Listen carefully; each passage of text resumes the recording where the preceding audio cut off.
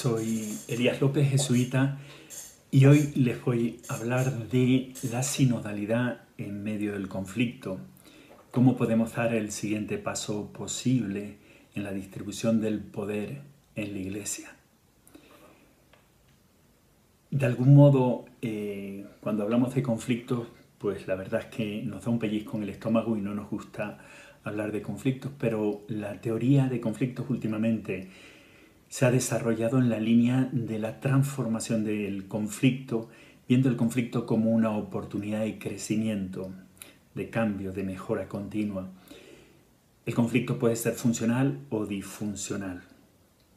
Lo importante es tocar los conflictos, saberlos tocar dentro y fuera de la Iglesia, en la familia, en el ámbito laboral, económico, el político, el social, poder tocar los conflictos de forma que nos hagan crecer y evolucionar y desarrollarnos como mejores organizaciones, mejores personas, mejor política, mejores sociedades, mejores países y un mejor mundo.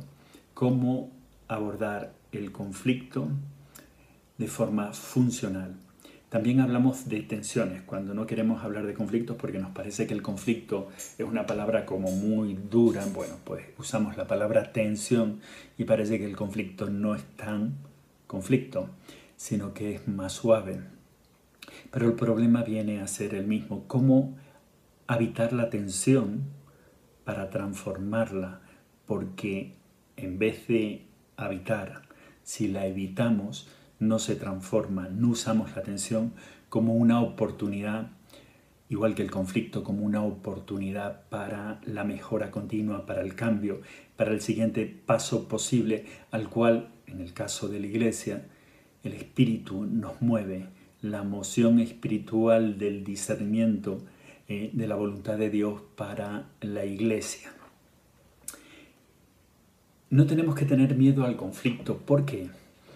Porque el Papa Francisco, cuando ya empezó a hablar hace unos años del cambio, la propuesta sinodal de la Iglesia, dijo: la Iglesia siempre ha sido sinodal, porque la Iglesia nace de un conflicto entre los seguidores de Pablo y los judaizantes.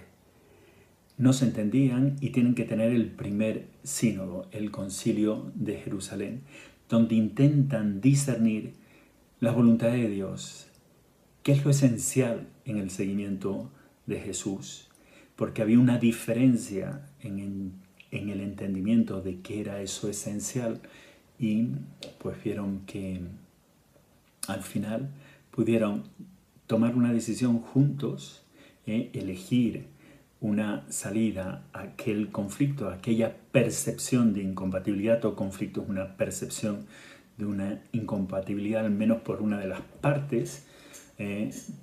Los seguidores de Santiago, los seguidores de Pablo, tenían una percepción de una incompatibilidad, y al final, después de un discernimiento espiritual, pudieron llegar a una comunión en la diversidad.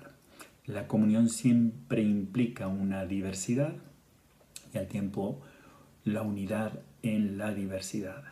La diversidad en la unidad, eso es lo que es la comunión. Por lo tanto, el reto que se nos plantea ahora en toda la transformación sinodal de la Iglesia, que como decimos tiene sus raíces ya desde el comienzo en el Concilio de Jerusalén, el reto es no poner el conflicto debajo de la mesa, sino aprender a evitar la tensión, la incompatibilidad percibida en algunos asuntos, temas controvertidos que tiene la Iglesia, cómo somos capaces de abordar esas diferencias desde una comunión auténtica, que no sea evitar la tensión, sino evitarla, que no sea tocar el conflicto de forma disfuncional, es decir, metiéndolo debajo de la mesa o tocándolo de forma violenta que nos haga escalar y dividir todavía más la Iglesia, sino que lo podamos tocar de forma funcional, de forma discernida espiritualmente, para que realmente lleve a una comunión realmente auténtica, no una comunión superficial. Ese es fundamentalmente el reto. Para ello, para abordar este reto, propongo tener 3 pasos.